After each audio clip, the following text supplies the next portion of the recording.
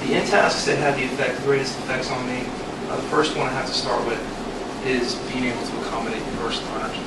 This is something that is very near and dear to my heart. As a parent, this is something that I really, you want to know that your child is being given an opportunity to learn, a fair opportunity to learn.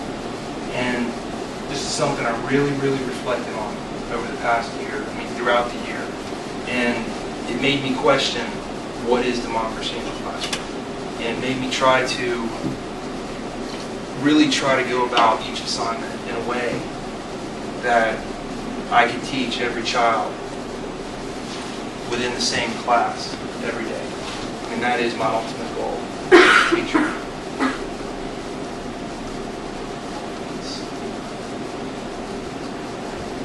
The other one was 5.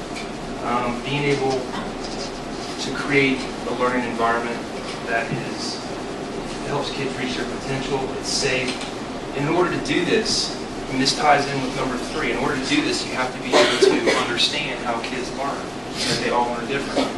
And one child is not going to feel as comfortable maybe as the next child simply because of their background. Who knows? Whatever differences there may be. And just another principle that I really, really, really got into was number 10. Again, as a parent, this is something that I had to look at both ways. One of my final blogs was on parent principles, and I was very fortunate to be able to participate in team meetings every day after school, and it was good to see both sides of the desk. One thing that I learned throughout this, that as a teacher, the importance of always being solutions oriented when you're talking to parents. And that is something that is one thing that I really want to take with this. So I've covered the points I wanted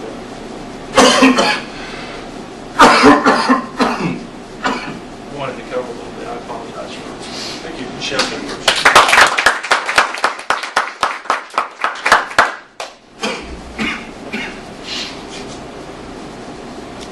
Which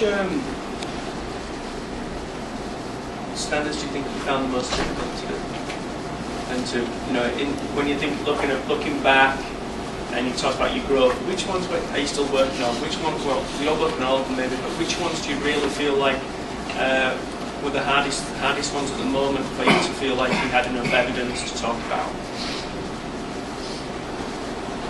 Initially, they were science, technology.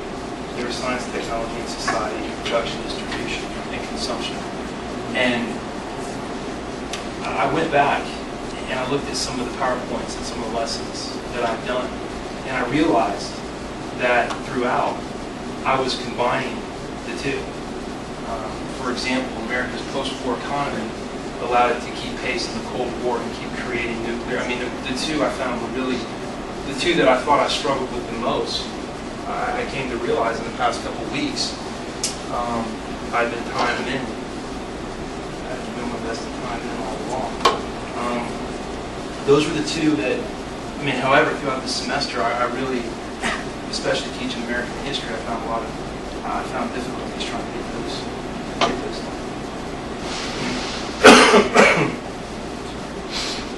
Do you have your video reflections from your reasoning through writing and action research projects up yet? You know the presentations you did, are they in there yet? No, not yet. Okay. Not yet. It'd be great if it could be, because I was just looking to find those. Chris, you have an interesting longitudinal view to your growth, and I enjoy that. One of the things I'm curious about is what practice or bit of your pedagogy that you've now learned to refine or to focus on, what practice best or most impacts student learning in your classroom? So if you had kind of a signature pedagogy, if there was something that you did in the classroom, I could point to it and I could say, this is Chris. Do you know what I mean? We all have something that we pull out in our toolbox that just says this is part of who we are. Like Hunter associates me with all things technology. I'm wondering, what's the pedagogy? What's down in an interview with the principal from Blacksburg High School about taking a job, what's the bit that you lift out when you say, this one? I have two very short video clips. One is to create an environment where every child feels safe to contribute and wants to contribute. And I have these video clips here. Now tell them blurred by design. That's blurred by design. That's Well, sure, so that way we don't see any of the students that are protecting Yeah. anonymity, and I appreciate that. I found a way to do that. Here's one that I did. The sound's not working.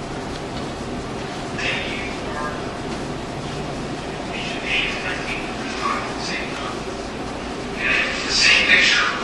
Now rewind it. Yeah. Okay. This is something that I want people to see. Let's reverse this question. Let's say you are in Japan in 1935 at the same time.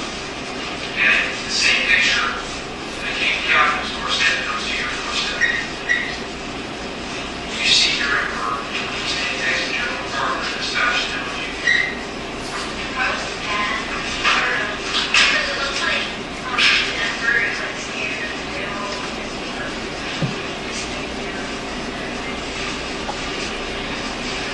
That's a good one, guys. This is something. I remind you. Go ahead.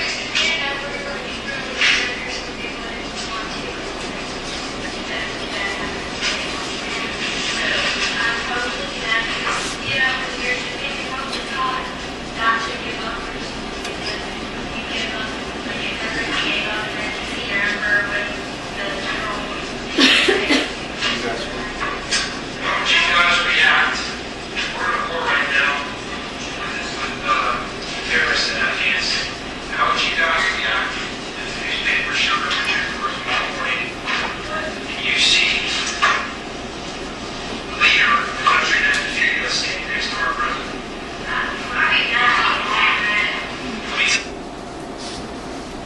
Let's look at both sides of the issue. That's one way that I would try to get them to. I wish I could talk like the guy in the video today. But, and one more that, let's see.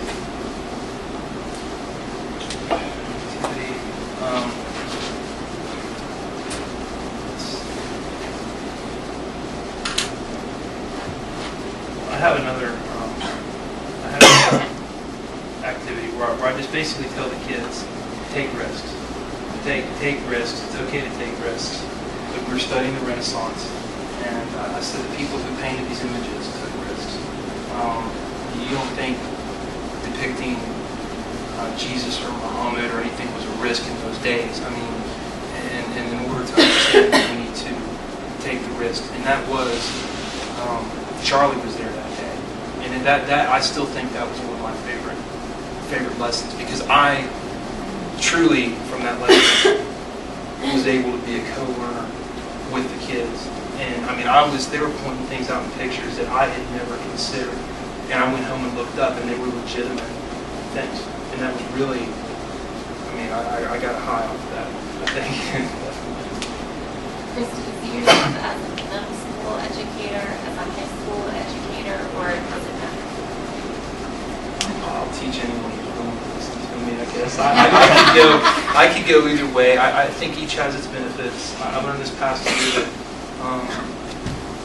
middle school I thought was an acquired taste, but I think there's a lot of hidden benefits there in middle school.